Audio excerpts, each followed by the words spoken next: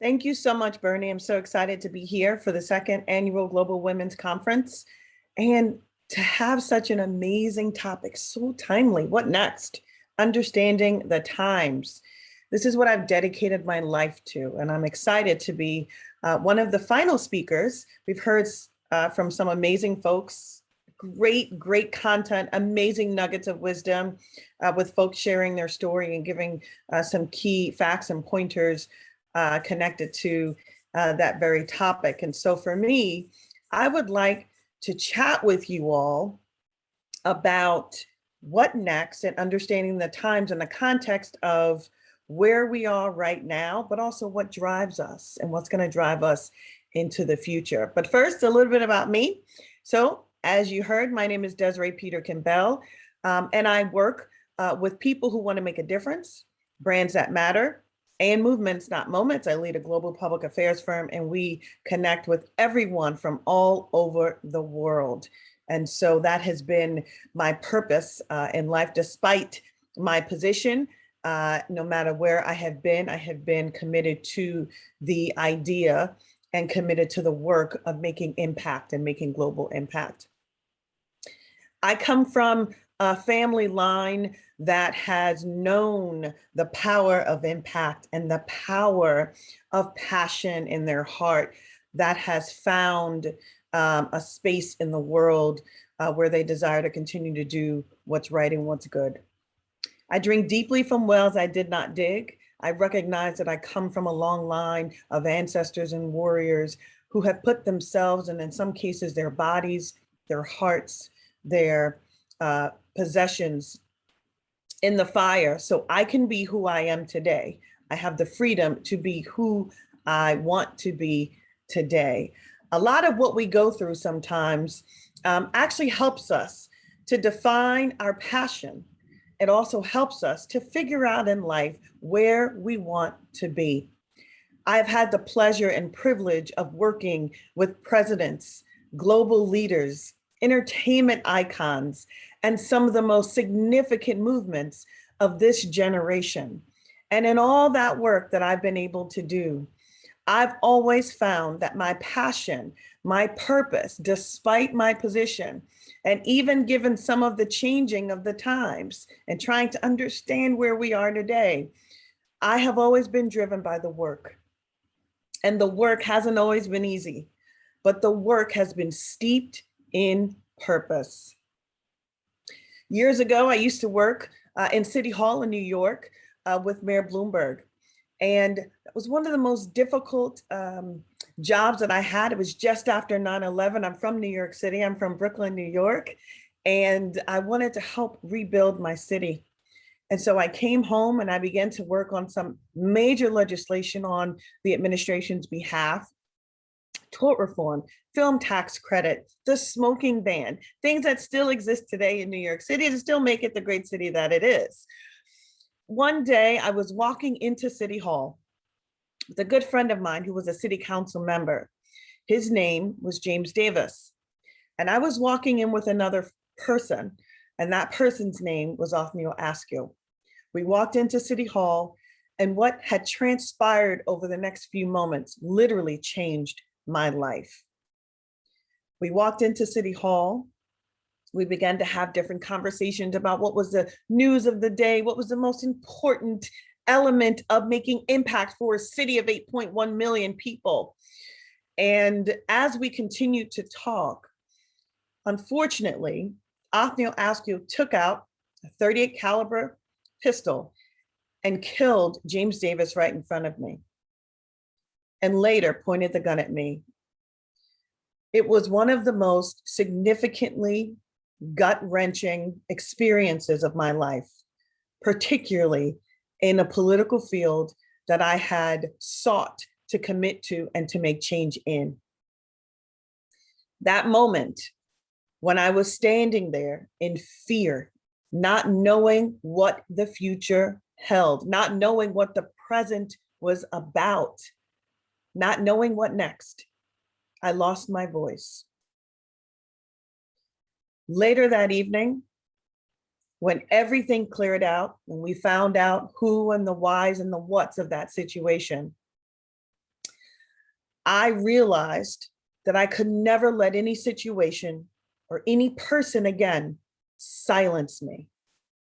That became my mantra. I will never let anyone silence me, no matter what the position is that I am in, and no matter what is happening around me.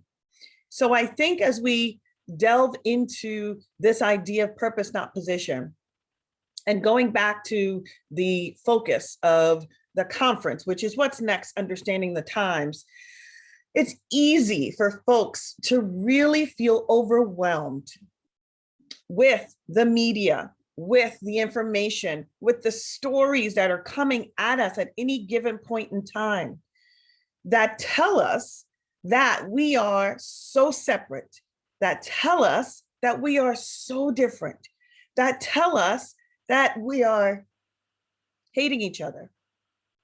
You'll see it on cable news, you'll see it on news in the US or news overseas. There is always a narrative that the difference and the differences are what's keeping us apart. And I challenge that notion 100%, 110%. And what I offer to everyone who is listening and interested in being driven by purpose and not feeling stuck in a moment that says, what next? And how do we understand what and how we go forward? What I offer to everyone is the power of uncomfortability. There is so much power in being uncomfortable. When I was a young girl, I wanted to be an attorney. And I thought that's what the next best thing was. I was the first person in my family to graduate from college. I had made more money than anyone in my family at that moment, a big law firm. I was making so much money, but I wasn't getting a chance to spend it at all because I was focused on everything I was focused on everything, including the work, but the family, and but everything that made me happy. And I had to realize that, I had to redefine my happiness. I had to redefine my impact and my desire to make impact. And I also had to recognize my long history of where I come from.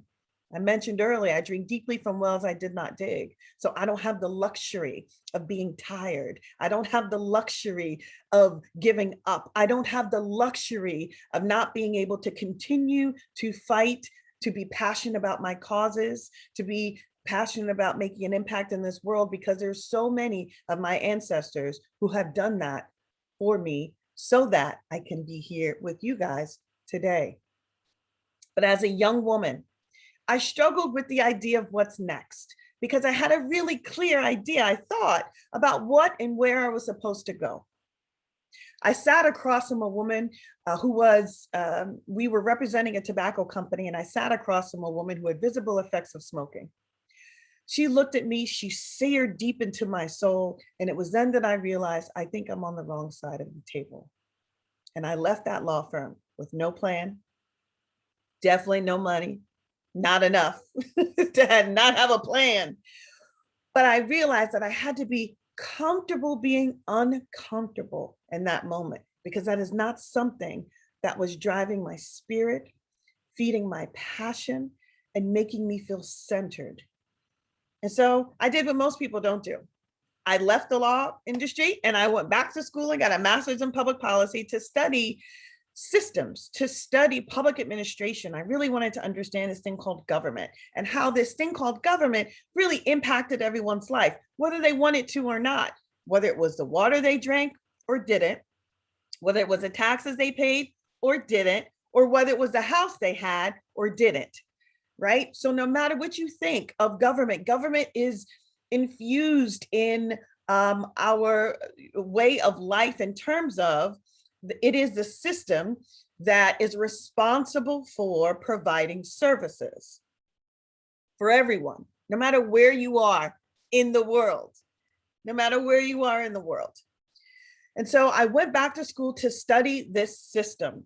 And so I had some amazing experiences and some that challenged me, like I said, working in the city where I was born and bred, New York City, and working as an aide, senior advisor to Mayor Bloomberg. And then I also fast forwarded and started working in different cities. It was Newark, New Jersey, and then the city of Philadelphia, where I learned many other lessons.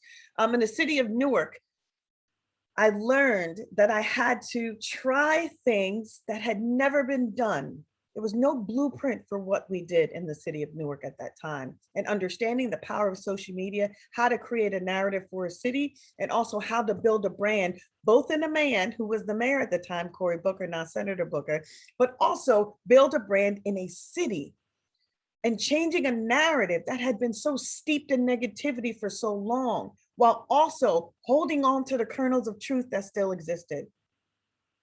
So that was my passion. That was my passion. And then also with moving on to the city of Philadelphia, then starting my own public affairs firm, I have sat at tables with presidents, with global leaders, with entertainment icons, with some of the most significant movements of our time, as I mentioned before. And often I have been the only female, Black female at a decision-making table. It's been uncomfortable at times, but I think as we tackle these questions of what next, where do we go from here, I think the questions that we have to ask ourselves are, what am I willing to do to be comfortable being uncomfortable? And that may mean trying something completely different. And that's exactly what I did in 2016. 2016, the US had what was called a contentious presidential election. And my candidate did not win. And as a result, there were numbers and stats that came out that pit one group against another in terms of ideology, in terms of political beliefs. And at the time, I was filled with so much frustration and rage with where I thought we were going as a country, and I could not take it. So I took a step back and I said, listen, I'm going to ask these hard questions of folks who may not look like me, but I know I can find something in common. And I launched a global chat and choose series. And in this first conversation, I sat with a woman who was a self-described white supremacist, and another woman who was an advocate and activist, and another woman who was a mother, and there were a couple other women who were sitting around the table. We decided to break bread. We had on paper, many of us didn't have much in common, but we broke bread and we talked about our children, and we talked about the world that we thought existed based on the information that was given to us. We challenged each other's respectfully notions of ideas of success. We challenged each other in ways that was, quite frankly, so powerful. I decided to replicate it so broadly that we have now created a global chat and choose series where we have gone to more than 15 American cities and 8 countries. And for 2022, and I'm happy to make this announcement here, we are going to, because we had off on the pandemic, we are going to increase that to 5 more countries in 2022. These are amazing conversations that we are able to have with women from different areas in life and different experiences. And I always tell people that it's our differences that make us stronger and make us understand each other better. That's what is the power of knowing how to move forward. When you know who you're sitting with, when you know who you're eating with, when you know who you're connecting with, when you have that information, you can connect in an authentic way. And that's how I think we need to show up in the future.